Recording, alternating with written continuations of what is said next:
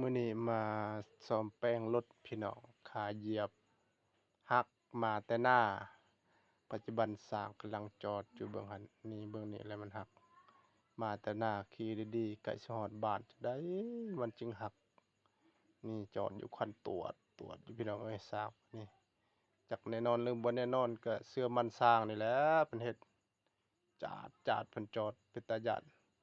เบิ่งบรรยากาศทางนอกกับฝนตกพี่น้องเอ้ยยุกยักยุกยักยุกยักสร้างจอดแล้วก็ตีตุบตับตุบตับจอดอีกย่านบ่แน่นบ่มั่นใจเพิ่นว่าอันนี้ก็สำเร็จเสร็จสิ้นเพิ่นจอดแหละ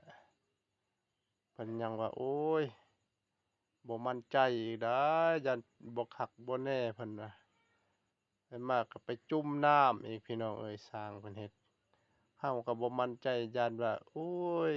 ไปจุ่มน้ำนี่จักสิดีหรือบ่ดีพี่น้องหลังจากจอดแล้วก็สร้างเพิ่นประกอบแหล้วจักผิดจักถูกก็สุดแล้วแต่สร้างเด้อบัดนี้เฮาก็บ่ฮู้คือกันแหละเฮ็ดสร้างเฮาเฮ็ดบัดนี้จอดนี่ก็30,000พี่น้องก็บ่หลวงบ่หลายดอกก็ปกติหั้นแหละสร้างเพิ่นกำลังหั่นน็อตบัดนี้ เฮาก็จับเบื้องเทิงทางว่าจับซอยแแด่จอดแล้วก็โอ้ยคือว่ามันขึ้นสูงแท้ให้สร้างงัดสร้างก็งัดงัดบัดนี้แล้ว